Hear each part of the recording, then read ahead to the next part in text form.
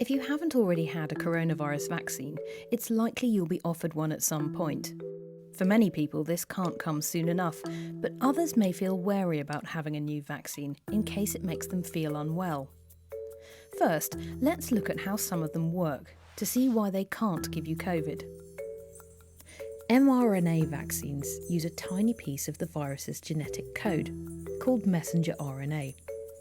This is how Pfizer-BioNTech and Moderna's vaccines are made. Viral vector vaccines carry DNA that contains a piece of the coronavirus genome. This has been put into a less harmful virus that's been weakened so it can't make you ill. It's how the Oxford AstraZeneca vaccine is made. The DNA, or mRNA, work by instructing your cells to make lots of tiny spike proteins.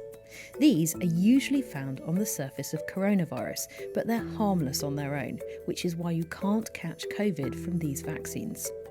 But the spike proteins are enough to make your body think it's been infected, which gives it the information it needs to protect against future attacks. Other vaccines contain parts of coronavirus, and some, like CoronaVac and Covaxin, contain the whole virus. This is inactivated, so it cannot cause infection. It's normal for people to suffer mild symptoms after being vaccinated, such as a headache or a raised temperature.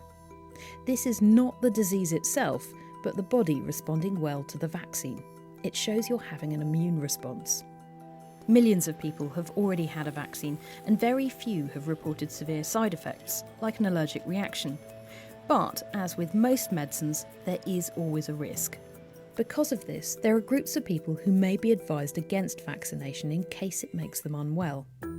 Those who are allergic to a specific ingredient, for example, should be offered an alternative vaccine.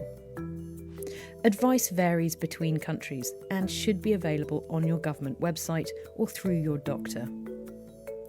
Scientists around the world have been working hard to ensure the safety of coronavirus vaccines. And as more people are vaccinated against COVID, we should be able to gradually return to our normal daily lives.